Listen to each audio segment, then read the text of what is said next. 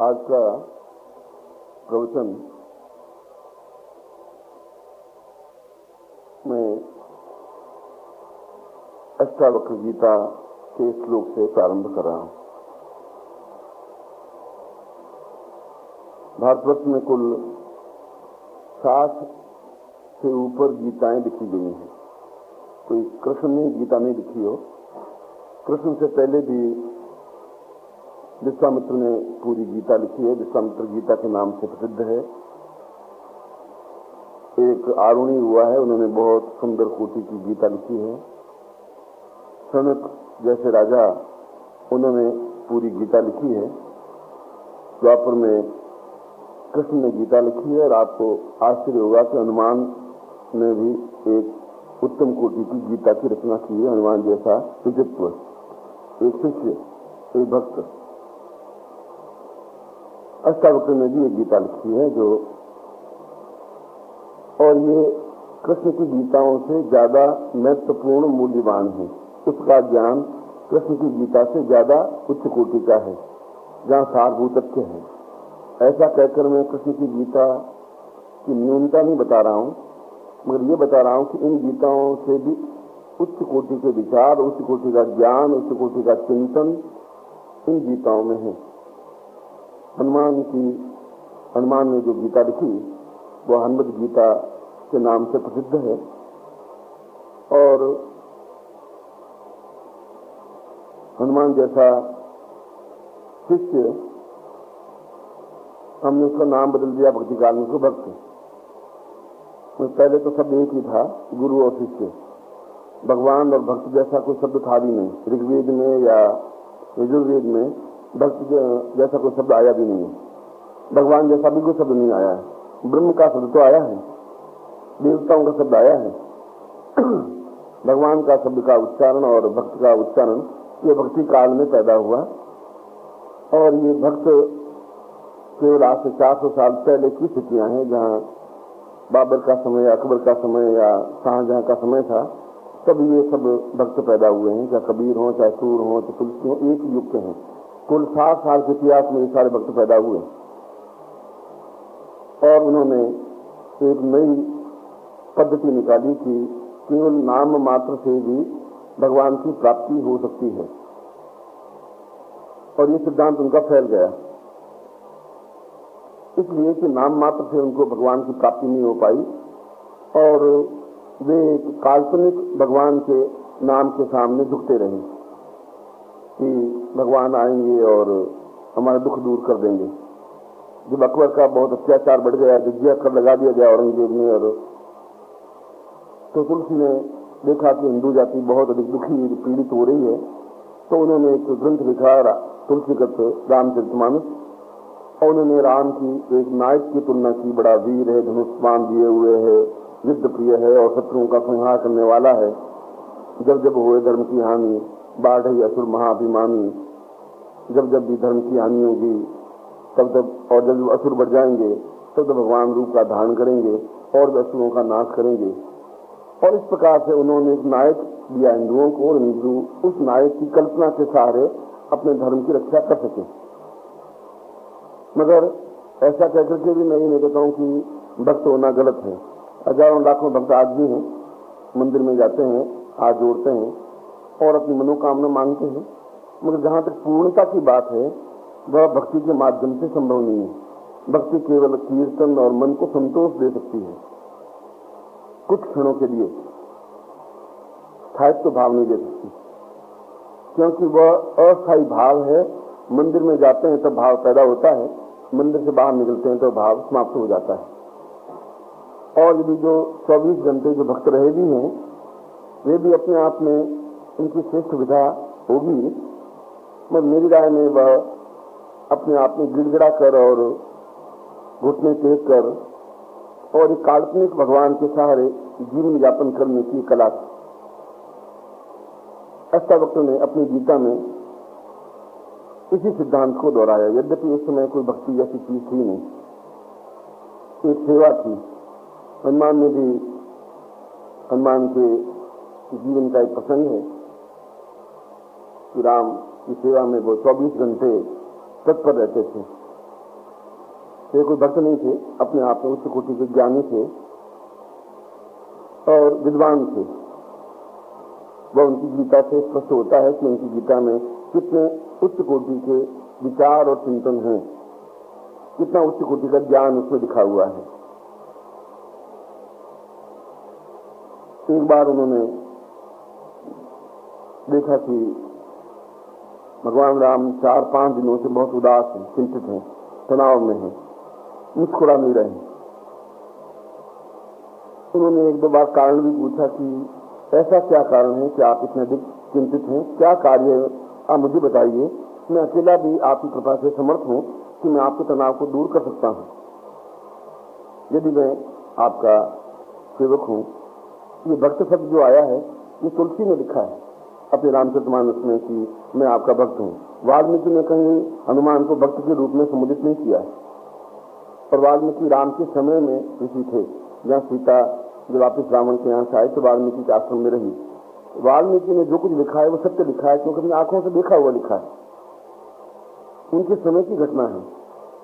तुलसी ने उसे कई हजार वर्ष बाद लिखा है और उस समय तक कम से कम 200 रामायण लिखी जा चुकी थी।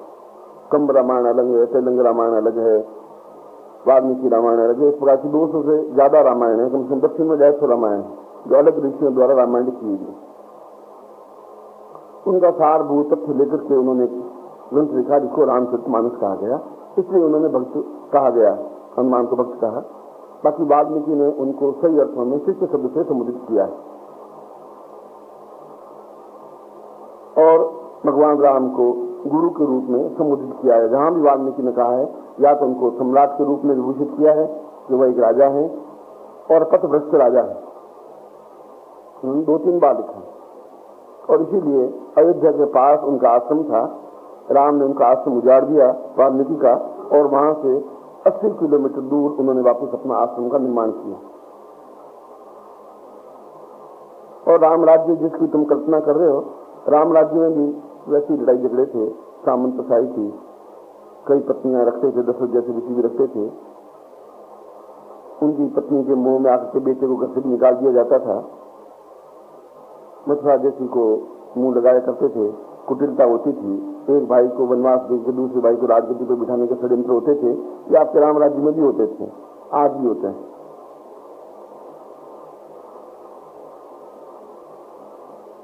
उस हनुमान ने जब राम को पूछा कि आप 4 दिन से मुस्कुरा नहीं रहे हैं तो मैं क्या करूं, क्या शिष्य हूं, मैं कैसा शिष्य हूं?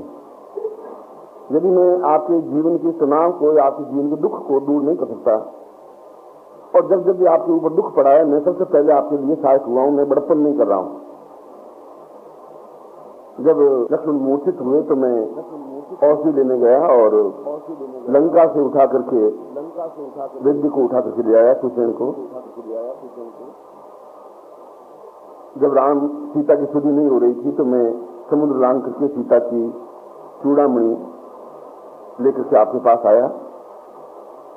और जब आपने कहा कि मैं जब तक सीता की शुद्धि नहीं आएगी तो मैं प्राण शायद नहीं रख पाएंगे, तो मैंने उनकी शुद्ध ला करके आपको दी को वहां है, आश्वासन दिया, निशाचरों को मारा। और जब आपको अहिरावण पाताल ले गया आपको लक्ष्मण को, तो पाताल में जाकर के भी आपको छुड़ा के लाया। मैंने ये सब कार्य निस्वार्थ भाव से किया, मेरा कोई स्वार्थ नहीं था।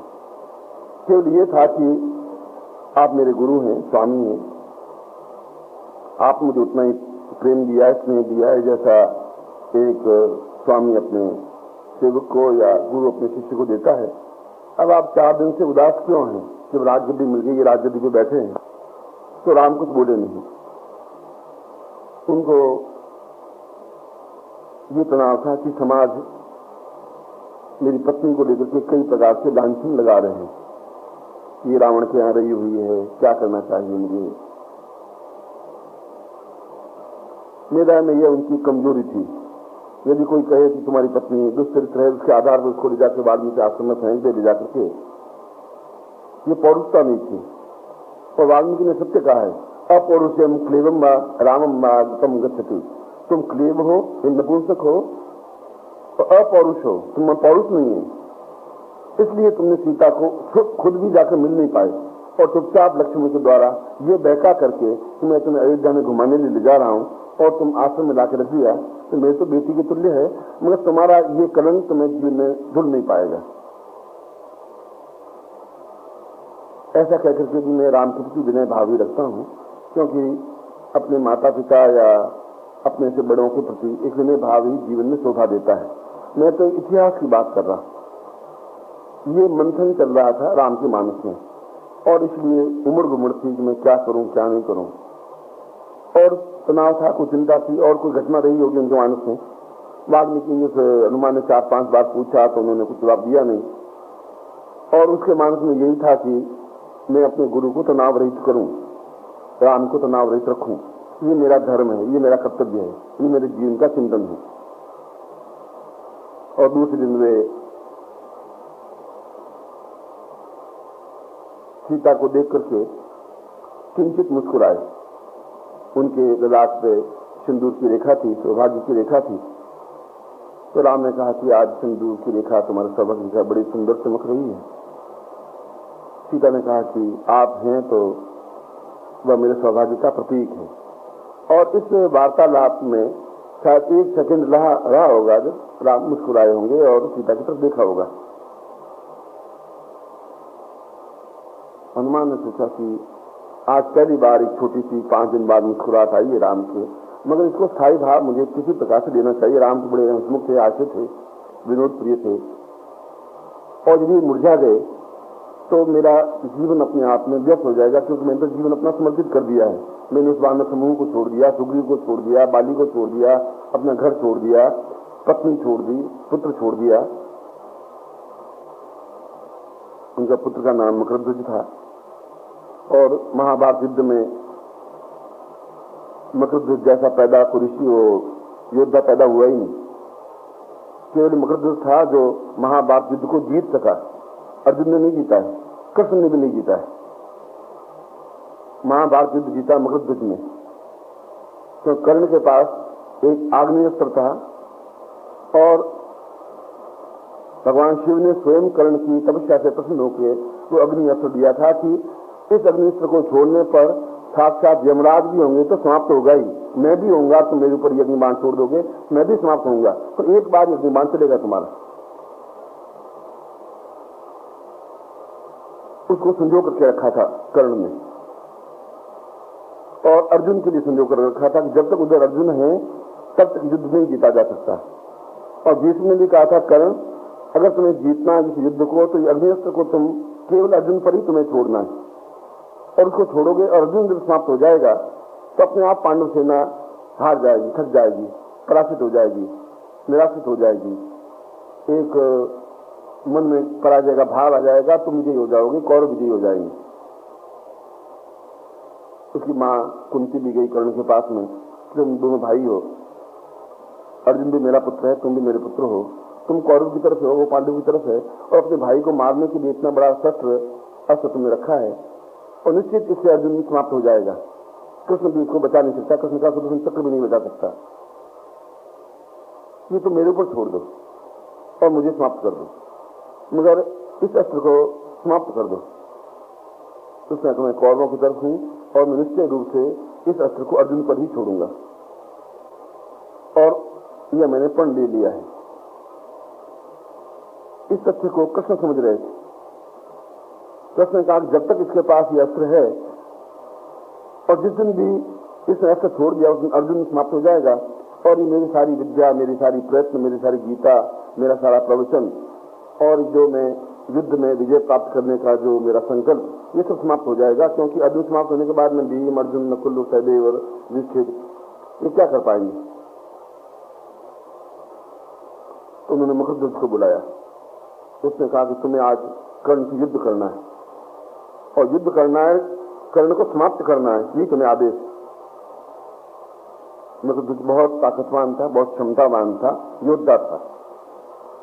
वो पूरा दिन उस महाभारत का वह कर्ण और मकरध्वज का युद्ध ही कौरव और पांडव देखते रहे। इतना घनघोर युद्ध, इतना घमासान युद्ध हुआ कि बाकी युद्ध करना लोग भूल गए, उन दोनों के युद्ध को देखते रहे। एक तरफ मकरध्वज था, एक तरफ कर्ण थे,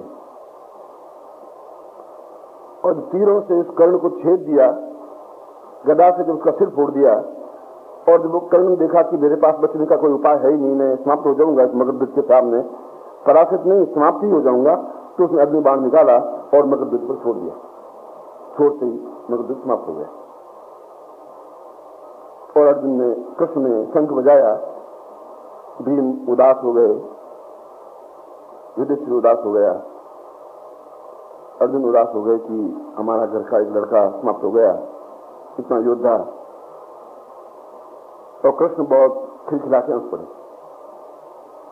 जिसने कहा कि मुझे तो आश्चर्य होता है आपके व्यवहार का, कभी आप अभिमन्यु को मार देते हैं खुश होते हैं, कभी आप मगरध्वज को मार देते हैं खुश होते हैं, समाप्त तो हमारे हो रहे हैं लड़के जवान, और हम बुढ़े खड़े हैं, जिंदा हैं, और युद्ध जीत करके राजी लेकर के अभी किसको गद्दी पर बिठाएंगे, हम बैठेंगे।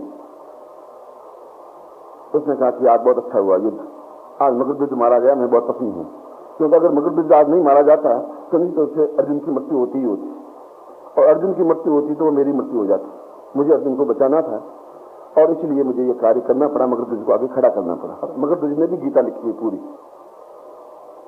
यद्यपि त्रेता युग में हुए, वहां भी उस द्वापर युग में हुए, मगर एक ही योद्धा कई बार पैदा हुआ है।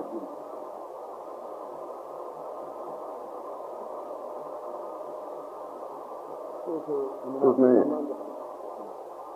सोचा कि आज एक क्षण के लिए राम मुस्कुराए, तो दूसरे ने अपने पूरे शरीर पर सिंदूर मल दिया, और सिंदूर मल के चेहरे पर मल दिया, बालों में मल दिया पूरा। जैसे सिंदूर देख के मुस्कुराए तो साथ सिंदूर देख के राम ज्यादा खुश होते हैं, क्योंकि मांग में थोड़ा सिंदूर देखा, एक क्षण के लिए मुस्कुराए तो पूरे शरीर को सिंदूर से जाने पोत गए, और सिंदूर से पोत के आके खड़े हो गए।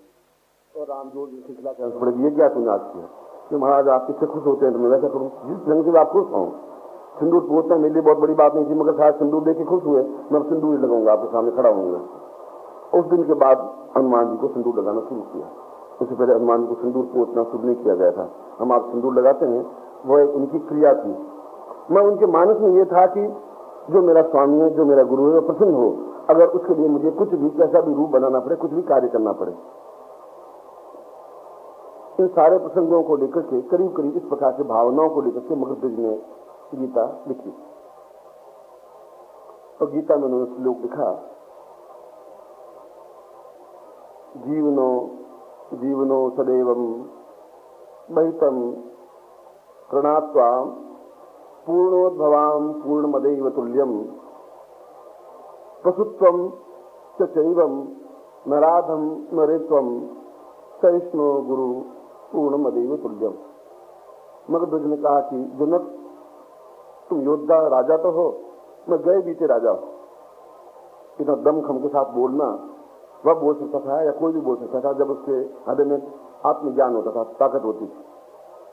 इसलिए गए बीते हो कि तुमने वह चेतना नहीं आ पाई, तो उस कोटि का ज्ञान नहीं आ पाया,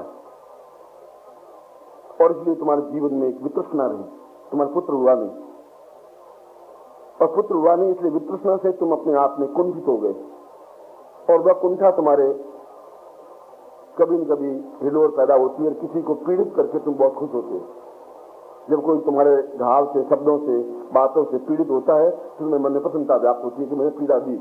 वो पीड़ा तुम्हारी खुद की है, तुम्हारे मन के जीवन में कमी थी, न्यूनता थी, और उस न्यूनता को एक दूर करने के लिए किसी दूसरा सहारा लिया गया।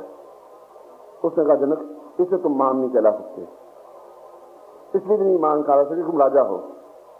तुम तब महान कहलाओगे जब तुम सही अर्थों में शिष्य बन सकोगे, तुम सही अर्थों में इस बात को समझ सकोगे कि मेरे जीवन का उद्देश्य शिष्य बनना है, महान बनना है, उच्च कोटि का बनना है, तो मुझे अपने पूरे आत्मा को, पूरे चित्त को, पूरे मन को अपने आप में चेंज करना पड़ेगा। धोती पहनने से, कुर्ता पहनने से चेंज नहीं हो सकता। अंदर से जब तक मैं चेंज नहीं होऊंगा, और तुम अंदर से चेंज नहीं हो रहे हो कि तुम्हारे अंदर गर्व है, तुम्हारे अंदर कुंठा है, ये दोनों तक से तुम्हें अपने आप में नीचे गिरा रहे। तुम चाहे इन ऋषियों की सत्संग कर लो, जो तुम्हारे पास 20,000 शिष्य बैठे हैं, गुरु बैठे हैं, जो ऋषि बैठे हैं, उनकी सत्संग कर लो। इन सत्संग से तुम्हें कुछ नहीं हो सकता, इनके प्रवचनों से कुछ नहीं हो सकता, जब तुम आत्मा में झांक करके इन दोनों तथ्यों को आप निकाल नहीं सकते। और इनको निकालने के लिए तुम्हें अपने मन को एक वापस चिंतन करना पड़ेगा, विचार करना पड़ेगा कि क्या मुझे ऐसा ही रहना है,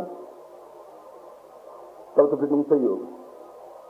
और यदि तुम्हें कुछ बनना है कुछ ऐसा बनना है जो तुम्हारे जीवन का श्रेष्ठतम हो, अद्वितीय हो, तो फिर तुम्हें अपने आप को पूर्ण रूप से इन दोनों कुंठाओं और तनाव के साथ में, या तुम्हारे जीवन की जो न्यूनताएं हैं, या जो तुम्हारे जीवन का बड़प्पन है, जो तुम्हारे जीवन का घमंड है, ये तुम्हारे जीवन की न्यूनता है। जब आदमी, आपने देखी होगी कई बहुएं होती हैं, जब घर में उसको आदर सम्मान नहीं मिलता है, सास का या ससुर का या पति का, तो कई हरकतें करने लग जाती हैं। कुछ एकदम से बैठे बैठे चीखने लग जाती, चीख खड़ी होकर जाती, बैठते ही सास बाप दौड़ के आते हैं, ससुर दौड़ के आते हैं, क्या हुआ बहू को, क्या हुआ, पति दौड़ के आता है, भाई पानी पिलाओ पानी पिलाओ, और कुछ अकल। उसको बड़ा संतोष मिलता है कि चलो वापिस मैंने सबका ध्यान आकृत किया, और दो बार होश आ गई, क्या हुआ मैं ठीक। वो कुछ बेहोश हुई नहीं थी, वह केवल मन की कुंठा थी, उसको निकालने के लिए इस रूप को नहीं उस रूप में कन्वर्ट किया। ऐसे राजस्थान में बहुत होता है, 80% बहू ऐसा करती है, 80% शासन भी ऐसा करती है, इसलिए कि दूसरों का ध्यान आकर्षण हो। अपने आप को ध्यान आकर्षित करने के लिए या तो वो सहारा लिया जाए, या फिर अपने चित्त को निर्मल कर दिया जाए, और जब चित्त निर्मल होगा तो अपने आप उसके ऊपर दूसरों का ध्यान आकर्षित होगा, और जब दूसरों का ध्यान आकर्षित होगा तो अपने आप व्यक्ति ऊंचाई से ऊंचे जाए। आलोचना करने से नहीं हो सकता, बुराई करने से नहीं हो सकता, क्योंकि कोई व्यक्ति बुराई से परे नहीं है, कोई व्यक्ति महानता से परे नहीं है। मुझमें भी कोई दो चार कमियां हो सकती हैं, राम में भी हो सकती हैं, कृष्ण में भी हो सकती हैं। देखना यह है कि बैलेंस क्या है, 50-50 का बैलेंस है, 80-20 का बैलेंस है। 80% धूर्तता है, चालाकी है, और 20% बलवंशात है, तो धूर्त है, वो बदमाश। यदि 60% उसमें चोरी की प्रवृत्ति है, पुष्प चुरा करके जेब में रख दिया, या मिठाई चुरा के खा ली, या कोई और चीज बाहर बाजार जाके नमकीन चुरा के खा लिया, तो अपने आप में चोर है। उसके लिए कोई ठप्पा नहीं लगा हुआ कि तुम चोर हो। उसका मन अपने आप में ये कहेगा कि ये चोर है, वह शुद्धिकरण नहीं हो पाया। यदि आप प्रेम के रस में डूबे हुए हैं, आत्मा के रस में डूबे हुए हैं, समर्पण के रस में डूबे हुए हैं, गुरु के ध्यान में हनुमान की तरह डूबे हुए हैं, तो आपसे अर्थों में शिष्य हैं। इसके लिए कोई तराजू नहीं है, कोई मापदंड नहीं है।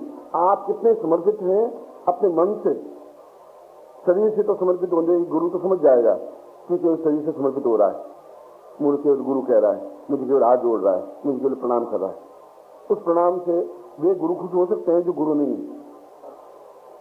मगर जो सही अर्थों में गुरु है, वो देखेगा, लोग के मन में चिंतन करेगा, ठीक है ये अपने आप में नाटक कर रहा है, मुझे भी नाटक करना है कि ठीक है भाई आशीर्वाद, तुम ठीक रहो।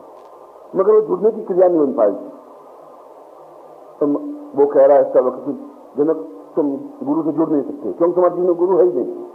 तुम्हारे जीवन तनख्वाह देने वाले ये सन्यासी है, साधु है, ऋषि है, जो तनख्वाह लेकर के जीवन यापन करते हैं, ब्राह्मण है। और जो तनख्वाह लेकर के काम करता है वो नौकर कहलाता है, वो शिष्य नहीं कहला सकता। वो कैसे शिष्य कहलाएगा? ये नौकर है, तुम इनको पैसा दे रहे हो, रोटियां दे रहे हो, ये तुम्हारा गुणगान नहीं करेंगे, तुम्हारी बुराई कैसे करेंगे? जो तुम्हारी बुराई करेंगे तो उसको हटा दोगे, और दूसरे लोग भी तुम्हारी बुराई करने से घबराएंगे। गुरु धारण करो, और अपने आप में जो तुम्हारी कुंठा है, जो तुम्हारा अहम है, वो उस अहम को और कुंठा को समाप्त कर दो। और जिस दिन तुम ऐसा कर सकोगे, तुम सही अर्थों में शिष्य बन सकोगे। क्योंकि गुरु शिष्य में केवल दो विकार से तीसरा विकार उत्पन्न होता ही नहीं। वह चाहे विकार उनके परिवार से आया, चाहे समाज से आया, चाहे घर से आया, चाहे बाहर से आया, और विकार से वो आदमी अदम बना रहेगा 200 साल भी, 500 साल भी, 5000 साल भी, जब तक ये नहीं पिघलेगा। और यूं पिघलता नहीं, एक क्षण के लिए पिघलता, दूसरे क्षण वापिस वैसा का वैसा हो जाता है। जब पूर्ण रूप से वह स्थायी भाव से नहीं पिघलेगा, अपने आप में पूर्ण रूप से आप समर्पित नहीं हो सकते। यदि मैं अपने आप में समर्पित शिष्य नहीं बन सकता, तो फिर मुझे शिष्य कहलाने का हक नहीं है, फिर मैं शिष्य नहीं बन सकता। इस अच्छा होकर कह रहे हैं कि जीवन का हेतु ऊंचा उठ रहा हूं या नीचे गिर रहा हूं, और अगर जहां हैं वहीं खड़े हैं तो आप एक सामान्य पुरुष हैं, जैसे सड़क पर चलते हुए लोग हैं, जैसे मेरे परिवार के पड़ोस के लोग हैं। यदि आप नीचे से गिर रहे हैं तो आप अदम हैं और उनकी कोई गिनती नहीं होती। मगर यदि आप 2 दिन ऊंचे उठने की क्रिया है, आप में निरंतर अपने आप को पिघलाने की क्रिया है, ये देखने की क्रिया है कि मैं कल से आज कितना मधुरता के साथ ओतप्रोत हूं, मैं कैसे दिन भर अपने गुरु भाइयों के साथ, गुरु के साथ कितना जुड़ा हूं, किस प्रकार से जुड़ा हूं, कितनी मेरी अंदर चल रहा है, कितना कपट रहा है, कितना मैं झूठ बोलना, मैं अगर झूठ भी बोल सकता हूं तुम्हारे सामने, मैं कर सकता हूँ ऐसा, और तुम पता नहीं पड़ेगा मैंने बटन दबाया नहीं दबाया, तुम सोचो कि वास्तव में खराब हो गया, मगर मैं समझता हूँ मैंने चल किया। मैं कह सकता हूँ आपसे दर्द बहुत है, ऐसे काम नहीं कर सकता, आज मैं प्रोसेस नहीं कर पाऊंगा, ये मेरा असत्य है, और ये असत्य मुझे नीचे की ओर ही अग्रसर करेगा, कभी मुझे सत्य तो नहीं बना सकता, कभी सीना तान करके खड़ा नहीं हो सकता, कभी मेरे चेहरे पर मुस्कुराहट नहीं आ सकती, कभी मैं हास्य नहीं कर सकता, कभी जीवन में बड़प्पन नहीं आ सकता, मुझे गर्व नहीं हो सकता। अपने आप को समझना जनक, ये तुम्हारा धर्म है, तुम्हारा कर्तव्य है। तुम समझ सकते हो कि तुम कहां पर हो, तुम सकते हो कि तुम बड़प्पन हो, किस पास बड़प्पन हो, क्या है तुम्हारे पास। ये राज्यपाल तो रावण के पास तुमसे ज्यादा ऊंचा था, और तुम राजपाट में प्रशंसा करो। तुम्हारे पास रानियां अगर 2000 तो कृष्ण के पास तो 16,000 रानियां थी, अब उससे तुम गर्व करो। हीरे मोती के गर्व तो इससे ज्यादा हीरे मोती सोने की लंका बना दी थी, ईंट पत्थर सोने के बना दिए थे, मकान के मकान सोने के बना दिए, पूरे लंका के, एक घर के नहीं। तुम किस जगह खड़े हो, है क्या तुम्हारे पास? और जो कुछ तुम्हारा शरीर है वह तो उन दोनों तत्वों से भरा हुआ है, और उन दोनों तत्वों से भरा हुआ है, तुम मुझसे भी अदम हो, तुम ब्राह्मणों से भी अदम हो, उस सिंहासन में बैठने तुम अधिकारी नहीं हो, गए बीते हो, स्लेव हो तुम। और एक बहुत बड़ा झटका लगा जनक को। उसने पहली बार देखा कि एक तेजस्वी आंखें दो टूक शब्दों में मुझे कह रही हैं, जो मैंने 20,000 पंडित बिठा के उन्होंने कहने की हिम्मत नहीं, उनको मैं तुम्हारे टुकड़ों पर नहीं पल रहा हूं, मैं तुम्हारा इस ढंग से गुरु बनना भी नहीं चाहता हूं।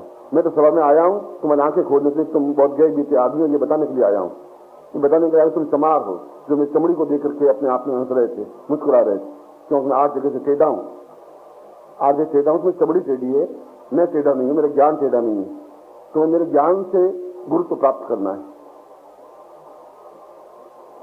और जब तक तुम्हारे ये मानस में ये अहम और ये छल और ये कुंठा, 3 तत्व ऐसे हैं जो एक शिष्य को नीचे गिरा सकते हैं। वो अपने आप को बहुत ऊंचा समझता है, वो समझता है कि मैं होशियार, दूसरों से इसको पता नहीं पड़ रहा है। तुम 5 रुपये चुराओ अगर नहीं मालूम पड़ेगा दूसरों को, मगर तुम ये नहीं समझ रहे कि मैं इससे कितने नीचे गिर गया हूं, तुम नहीं समझ पा रहे, उस समय नहीं समझ पा रहे, इसमें तुम गए बीते रहे जितना ही नाली का कीड़ा रहा, ऐसी दुर्गंध में रहे जिस दुर्गंध में लोग रहते हैं। और जो लोग दुर्गंध में रहना सीख जाते हैं, जो चोरी और छल और झूठ और कुंठों में रहना सीख जाते हैं, वे उसमें आने के लिए उसको बहुत जोर लगाना पड़ता है, अपने आप के मन को मंथन करना पड़ता है, तोड़ना पड़ता है अपने आप को। और जो टूटेगा वो अहम अंदर का वो छल, वो कुंठा टूटेगी तो वापस जुड़ पाओगे।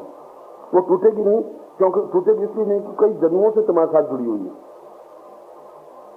एक मुंबई में एक शेर थे, उनको कोई मछुआरन पसंद आ गई, छोटा खासा मछुआरन थी, घूमने निकले थे और मछुआरन सुंदर थी और मछलियां भी ऐसी थी। और अगर आप वहां मछुआ बाजार से निकले तो नाक में रुमाल रख के निकलेंगे, इतनी दुर्गंध मरी हुई मछलियों से आती है कि शायद आप उस गली से पार नहीं हो सकते। और मछुआर ने उस मछलियों को पकड़ती है, टोकरी में डालती है, टोकरी से उठाती है, बेच के आ जाती है होटलों में जाकर। सेठ जी को 2000 रुपये में खरीद लिया, घर ले आए, गला के स्नान वान कराया, मैलों में रख दिया। उसकी एक बहन थी, साल भर बाद बहन को याद आया कि मेरी बहन थी वो मछुआरन, वो सेठ जी के घर में है जू पर, आज मिल के आ जाऊं। इस हाथ से गई नहीं, तो वो टोकरी थी मछलियों की टोकरी होटल पे बेची, टोकरी हाथ में, जो टोकरी कहाँ फेंके, टोकरी ली और अपनी बहन के घर चली गई।